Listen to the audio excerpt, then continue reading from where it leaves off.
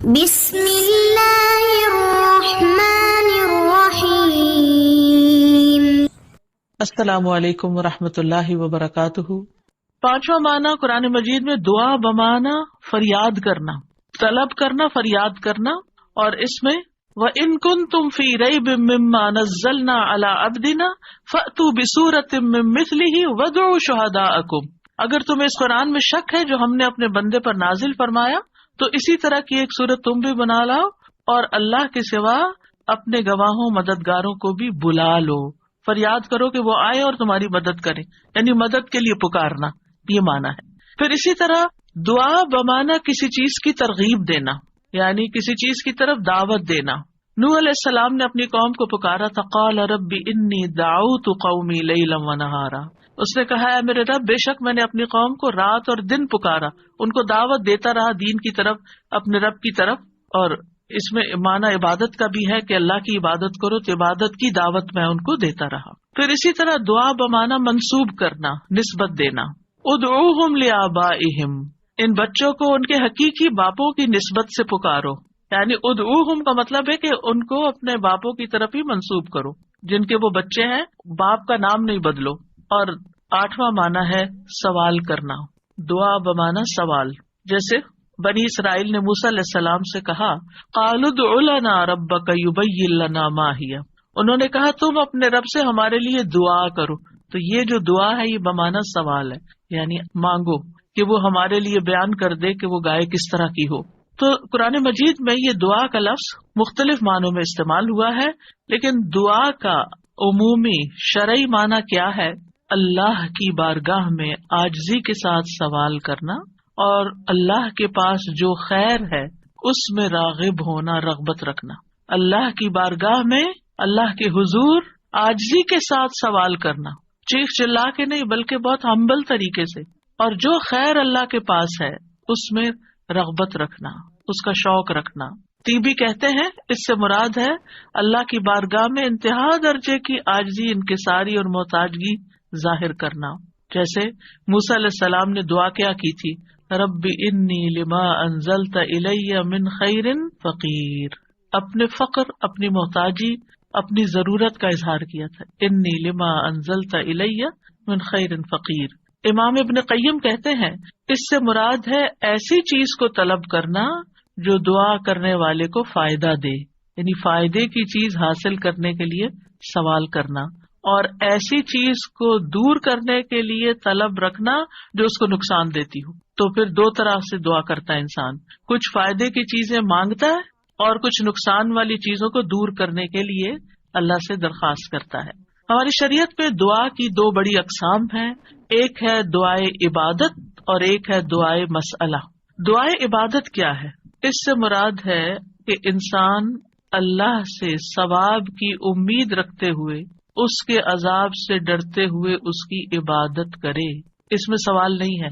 تو عربی میں دعا بمعنی عبادت بھی استعمال ہوتا ہے، آتا نا وقال ربکم ادعونی استجب لکم ان الذین یستکبرون عن عبادتی سیدخلون جہنم داخرین۔ اس میں دعا کے دونوں معنی آ گئے، اور تمہارے رب نے فرمایا کہ مجھ سے دعا کرو میں تمہاری دعا قبول کروں گا، یہ تو سوال ہو گیا۔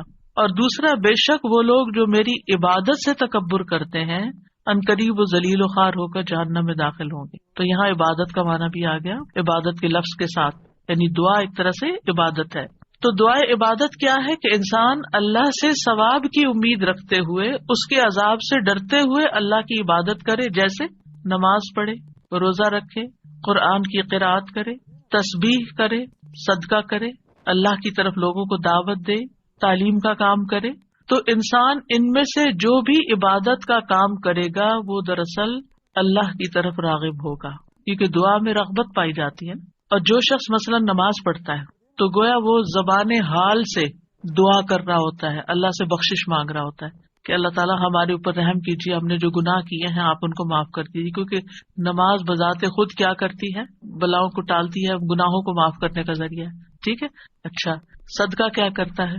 گناہوں کی آگ بجھاتا ہے، ٹھیک ہے نا۔ تو یہ جو گناہوں کی آگ کا بجھنا ہے، یہ ہم بول کے بھی کہہ سکتے اللہ میں جہنم کے عذاب سے بچا، تو وہ ہماری زبان بول رہی ہوتی، لیکن جب ہم صدقہ دے رہے ہوتے ہیں تو گویا ہمارا عمل جو ہے وہ اسی چیز کا تقاضا کر رہا ہے کہ ہم اپنے اوپر سے گناہوں کا بوجھ اتارنا چاہتے ہیں۔ تو ایک دعا سوال کے انداز میں ہوتی ہے اور ایک دعا حال کے ساتھ بیان ہو رہی ہوتی ہے، عمل کے ساتھ ہو رہی ہوتی ہے، اور دوسری جو دعائے مسئلہ ہے جس میں مانگنے کی دعا ہوتی ہے تو وہ یہ ہے کہ انسان دنیا اور آخرت کی کوئی بھی بھلائی طلب کرنے اور دنیا اور آخرت کے نقصان کو دور کرنے کا سوال اللہ سے ہی کرے۔ دنیا اور آخرت کی کوئی بھی بھلائی مانگنا اور دنیا اور آخرت کے کسی بھی نقصان سے بچنا یہ بس اللہ ہی سے کرے، اس کا سوال، یہ دعائے مسئلہ ہے، یعنی سوال کرنے والی، یعنی وہ دعا جس میں ہم سوال کرتے ہیں۔ کن چیزوں کا سوال کرتے ہیں؟ دنیا اور آخرت دونوں، آخرت نہیں بھولنی۔ ربنا آتنا فی الدنیا حسنۃ وفی الآخرۃ حسنۃ وقنا عذاب النار، تو دنیا اور آخرت کی حسنہ مانگنا اور دنیا اور آخرت کے عذاب سے، مصیبت سے بچنا، وقنا عذاب النار۔ سب سے بڑی مصیبت تو آگ ہے نا، یعنی اس کی کوئی تکلیف انسان کو پہنچے۔ نبی صلی اللہ علیہ وسلم نے فرمایا دعا عبادت ہے۔ قال الدعاء هو العبادۃ، قال ربکم ادعونی استجب لکم، تمہارے رب کا فرمان ہے میں پکارنے والے کی دعا قبول کرتا ہوں جب وہ مجھے پکارتا ہے۔ تو دعا جو ہے یہ عبادت کی اقسام میں سے سب سے عظیم قسم ہے۔ امام خطابی اپنی کتاب شأن الدعاء میں کہتے ہیں، اس حدیث کی وضاحت کرتے ہوئے الدعاء هو العبادہ، وہ کہتے ہیں کہ دعا عبادت کا ایک بڑا حصہ ہے یا سب سے افضل عبادت ہے۔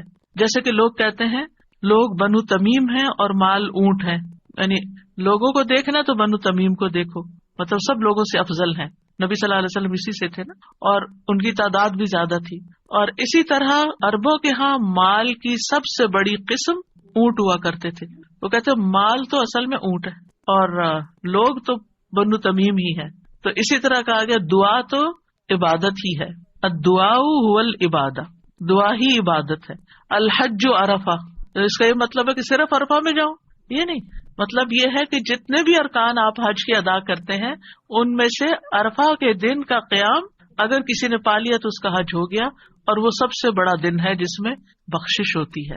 تو یہ عربوں کے کہنے کا ایک انداز بھی ہے نا، اور مراد اس سے کیا ہے کہ دعا سب سے افضل عبادت ہے اور ساری اطاعتوں اور ساری بندگیوں کا مغز ہے کہ انسان اپنی ہر پریشانی اور ہر ضرورت میں اللہ کی طرف متوجہ ہو جائے، یہ ہے اصل مقصد۔ اگر کسی مشکل میں پڑ گیا ہے تو اس مشکل کے دور ہونے کے لیے بس اللہ ہی کی طرف رجوع کرے اور اسی کا انتظار کرے کہ وہی کاٹے گا، لوگوں سے توقعات ہٹا لے۔